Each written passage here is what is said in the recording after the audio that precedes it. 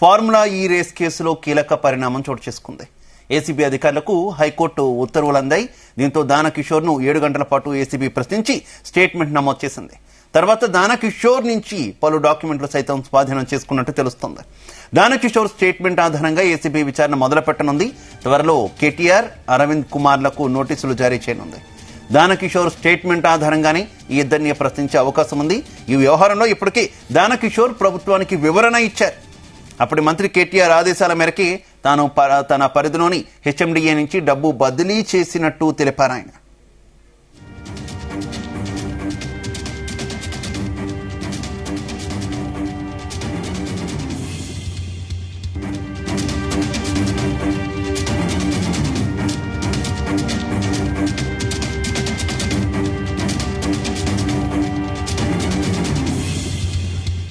Right, ఇదే విషయానికి సంబంధించి మరింత సమాచారం మా క్రైమ్ బ్యూరో చీఫ్ రవితేజ అందిస్తారు. రవితేజ, ఇటీవల ఏసీబీ అధికారులు ఈ ఫార్ములా రేస్ వ్యవహారానికి సంబంధించి అక్రమాలకు సంబంధించి కేసు నమోదు చేసినటువంటి సందర్భంగా ఈ కేసులో ఉన్నటువంటి నిందితులు గాని, కంప్లైంటర్ గా ఉన్నటువంటి దానకిషోర్ గాని అందరివి కూడా ఇరువైపుల నుంచి కూడా త్వరలో స్టేట్మెంట్ రికార్డ్ చేసుకోవాల్సి ఉంది. నిన్న దానకిషోర్ ని 7 గంటల పాటు ఏసీబీ అధికారులు ప్రశ్నించి దానకిషోర్ స్టేట్మెంట్ కూడా రికార్డ్ చేసుకున్నట్టుగా తెలుస్తుంది. ఆయన నుంచి పలు కీలక డాక్యుమెంట్లను సైతం స్వాధీనపరుచుకొని దానకిషోర్ ఇచ్చినటువంటి స్టేట్మెంట్ ఆధారంగా ఏసీబీ అధికారులు విచారణ మొదలు పెట్టేటువంటి అవకాశం ఉంది. త్వరలో కేటీఆర్, అరవింద్ కుమార్ లకు కూడా నోటీసులు జారీ చేసేటువంటి అవకాశాలు కనపడతా ఉన్నాయి. దానకిషోర్ ఇచ్చినటువంటి స్టేట్మెంట్ ఆధారంగా ఇద్దరిని ప్రశ్నించేటువంటి అవకాశం ఉంది.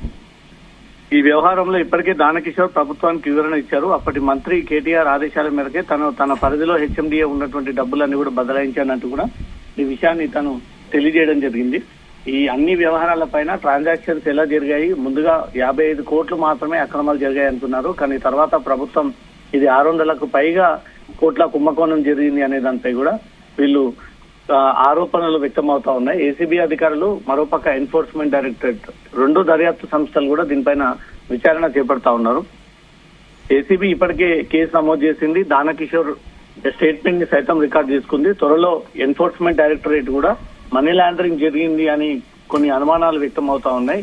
ఈ 600 కోట్ల నగదు బదిలీ చేయడం అంటే ఇది డెఫినెట్ గా పిఎంఎల్ఏ యాక్ట్ పరిధిలోకి వస్తుంది. కాబట్టి పిఎంఎల్ఏ యాక్ట్ పరిధిలో ఈ కేసుని త్వరలో ఈడీ అధికారులు విచారించేటువంటి భాగంగా ఈ కేటీఆర్ తో పాటు 2వ నిందితుడిగా ఉన్నటువంటి 3వ నిందితుడిగా ముగ్గురికి ఈ నోటీసులు జారీ చేసి ఎన్ఫోర్స్మెంట్ డైరెక్టరేట్ అధికారులు ముగ్గురిని కూడా విచారించేటువంటి అవకాశం కనబడతా ఉంది. నేడో రేపు కేటీఆర్ కి ఎన్ఫోర్స్మెంట్ డైరెక్టరేట్ నుంచి ఆ నోటీసులు అందజేసి తను ఇచ్చేటువంటి వివరణ బట్టి తను హాజరవుతాడా లేదా కోర్టుని అప్రోచ్ అయ్యి కోర్టు ద్వారా ఈడీ అధికారులు ఇచ్చినటువంటి సమాన్లని రద్దు చేయాలని కోరుతాడా అనే దానిపై మాత్రం కొంత ఉత్కంఠగా నెలకొంది.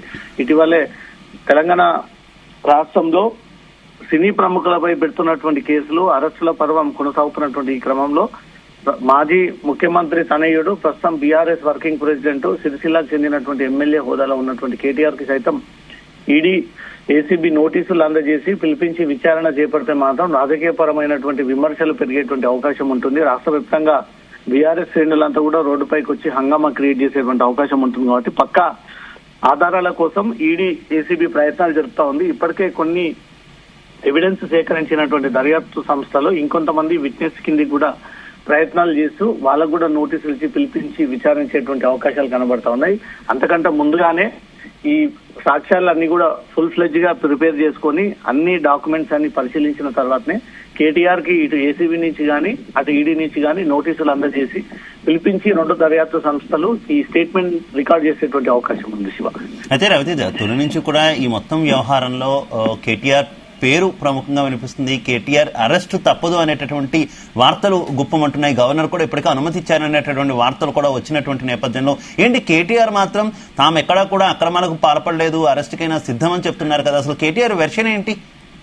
అసెంబ్లీ సమావేశాలు జరుగుతున్నటువంటి క్రమంలోనే ఏదైతే ప్రభుత్వం తన పైన కొన్ని అలిగేషన్స్ మోపుతా ఉందో దానిపైన ఈ కామర్స్, ఈ రేస్ కి సంబంధించినటువంటి వాటిపైన చర్చ పెట్టి ఎక్కడ అక్రమాలు జరిగాయి, ఎవరి ఖాతాలోకి డబ్బులు బదలాయించారు, ఇదంతా ప్రాపర్ గానే జరిగింది, ప్రభుత్వం దీన్ని చర్చించడానికి సిద్ధంగా ఉంది అంటూ కూడా పలు సందర్భాల్లో కేటీఆర్ ఈ విషయం ప్రస్తావన తీసుకొచ్చినప్పటికీ ప్రభుత్వం పెద్దగా ఇంట్రెస్ట్ చూపించి దానిపైన చర్చ పెట్టడానికి సిద్ధంగా లేదన్నట్టుగానే కనిపించింది.